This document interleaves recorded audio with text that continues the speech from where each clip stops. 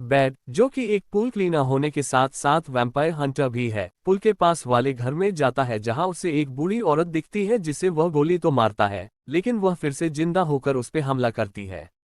दोनों में काफी लड़ाई होती है, वह बेड पर लगभग हावी हो जाती है पर जैसे तैसे बेड उसे मार देता है। उसी वक्त पीछे से एक और वैम्पायर आता है पर दरवाजे पर लगे तार से उसकी मौत हो जाती है। बेड दोनों के दांत निकालता है क्योंकि वैम्पायर की दांतों की अच्छी खासी कीमत होती है।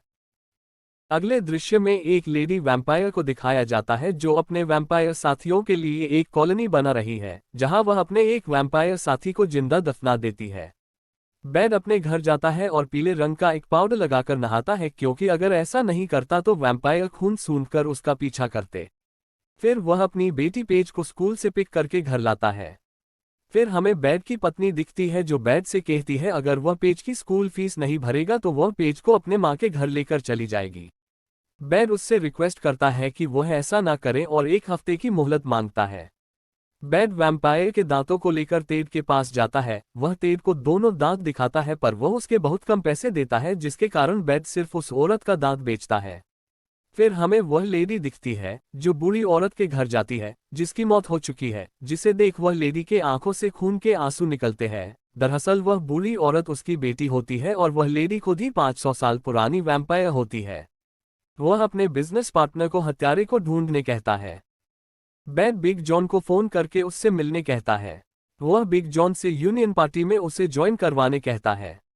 जॉन उसे बीओस के पास लेकर जाता है जहां बीओस उसे उसके पहले किए गए कामों के लिए बहुत खरी खोटी सुनाता है क्योंकि उसने काफी सारे रूल्स तोड़े थे।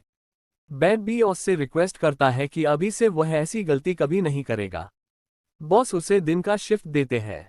फिर वह काउंटर पर जाके कैशियर सेठ को बचे हुए 2 दांत बेचता है जिससे उसे काफी सारे पैसे तो मिलते हैं पर यूनियन वहां से पैसे काट लेती है क्योंकि बेड का कंपनी के ऊपर पहले का उधार था। सीगा उर्फ बीओस सेठ को बेड के साथ रहकर उसके ऊपर नजर रखने को कहता है ताकि वह फिर से रूल्स ना तोड़े। अगले दिन बेड और सेठ वैम्पायर का शिकार करने निकल पड़ते हैं। सेठ बेड को वैम्पायर के बारे में काफी कुछ बताता है जिससे बेड बहुत इम्प्रेस्ड होता है। दोनों वैम्पायर रहने वाले जगह पर पहुंचते हैं पर बेड सेठ को अंदर आने से मना करता है और गाड़ी के अंदर रुकने कहता है। फिर वह लेडी वैम्पायर तेड की शॉप पर पहुंचती है जहां उसे उस बूढ़ी औरत का दांत मिलता है। वह तेड को बेड का पता पूछकर उसे मार देती है। दूसरी ओर बेड वैम्पायर का शिकार करने अंदर जाता है। वह 3 वैम्पायर को मारकर जैसे ही उनका दांत निकालने जाता है चौथा वैम्पायर उस पर हमला कर देता है। उधर सेठ को बीओस का फोन आता है और वह उसे बेड के पास जाने को कहता है। अंदर जाकर वह बेड को वैम्पायर से लड़ते हुए देखता है। बेड उसे नीचे गिरी हुई गन को देने बोलता है और फिर बेड उसे मार देता है। दोनों बाहर आते हैं। दर्द से सेठ की पेंट गीली हो जाती है तब बेड उसकी तारीफ करके कहता है कि आज तुम नहीं होती तो मैं मारा जाता।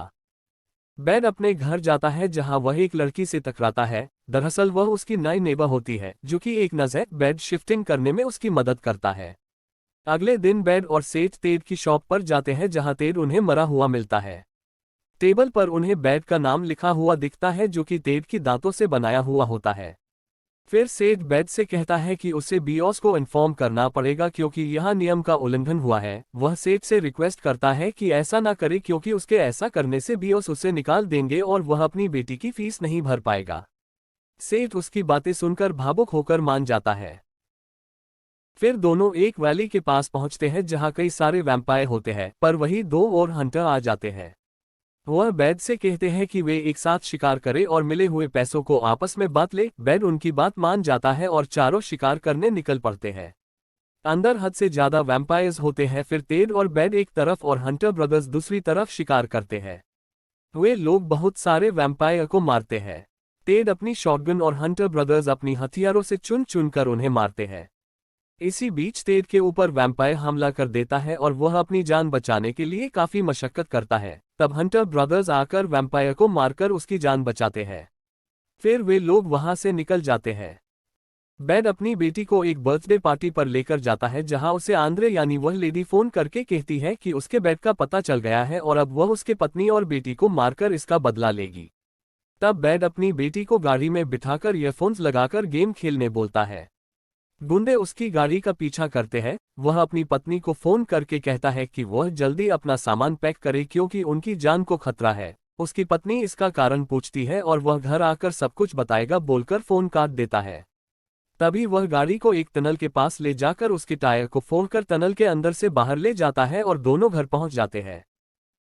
घर पहुंचकर वह देखता है कि आंद्रे और उसके साथी पहले से ही वहां मौजूद होते हैं और उन्होंने उसकी पत्नी के साथ साथ सेठ को भी पकड़ रखा है। फिर वह अपनी पत्नी को बताता है कि वह एक वैम्पायर हंटर है और यही राज उसने छुपाया था, इसी कारण से ये लोग उसे मारने आए हैं। फिर आंद्रे उसकी पत्नी और बेटी को लेकर वहां से चली जाती है। कुछ देर बाद जब उसे होश आता है तो वह देखता है कि सेठ वैम्पायर बन चुका है और जब वह बेड पर हमला करने आता है तो वह उसका गला काट देता है। पर कुछ देर बाद सेठ फिर से जिंदा होकर अपने सर को शरीर से जोड़ लेता है और दोनों उन्हें बचाने निकल पड़ते हैं। पहले वह अपने घर जाता है और पड़ोस वाली लड़की से मिलकर कहता है कि उसने ऐसा क्यों किया, दोनों में लड़ाई होती है। फिर वह बेड को बताती है कि कुछ दिन पहले उसने जिस बूढ़ी औरत को मारा था वह उस लेडी यानी आंद्रे की माँ थी। फिर वह सेठ को पीने के लिए खून देती है। उधर आंद्रे दोनों को मारने के लिए ले जाती है। बेड, उसकी नेबर और सेठ अपने मिशन पर निकल पड़ते हैं। तीनों आंद्रे के अड्डे पर पहुंचते हैं जहां बहुत सारे गुंडों के साथ उनका सामना होता है और आखिरकार उन्हें घेर लिया जाता है। पर तभी वहां बिग जॉन आता है और अपने मशीन गन से सारे गुंडों को मार डालता है। फिर वह लड़की बेड को कहती है कि आंद्रे ने नीचे टनल में उन्हें छुपा के रखा है, इसलिए बिग जॉन और बेड वहां जाए और वह सेठ के साथ मिलकर गुंडों को रोकेंगे। आंद्रे को उनके आने का पता चल जाता है और वह उसकी पार्टनर को उन्हें उसके पास लाने भेजती है। दोनों टनल के अंदर घुसकर वैम्पायर को एक एक करके मारते हैं कि तभी एक वैम्पायर बिग जॉन को काट लेता है। बिग जॉन उसे कहता है कि वह अपने परिवार को बचाए, वैम्पायर को वह रोक लेगा। फिर बेड का आंद्रे के पार्टनर से सामना होता है कि तभी वहां सेठ और वह लड़की आ जाते हैं। वे बेड को आगे बढ़ने कहकर उससे लड़ते हैं। अंत में बेड आंद्रे के पास पहुंचकर उसे गोली तो मारता है पर वह अपने स्पीड से उसे चकमा देकर उसे मारती है। जैसे ही वह बेड को काटने वाली होती है, बेड की पत्नी पीछे से उस पर हमला करती है पर उसे कुछ नहीं होता। उधर सेठ और वह लड़की आंद्रे की पार्टनर का हाथ पकड़कर शरीर से अलग करके मार देते हैं। बेड गन से उसके सिर पर गोली मारता है पर वह अपने दांतों से गोली को पकड़ लेती है। वह बेड को मारने आगे बढ़ती है पर बीच में लगे तार से उसका गला कट जाता है।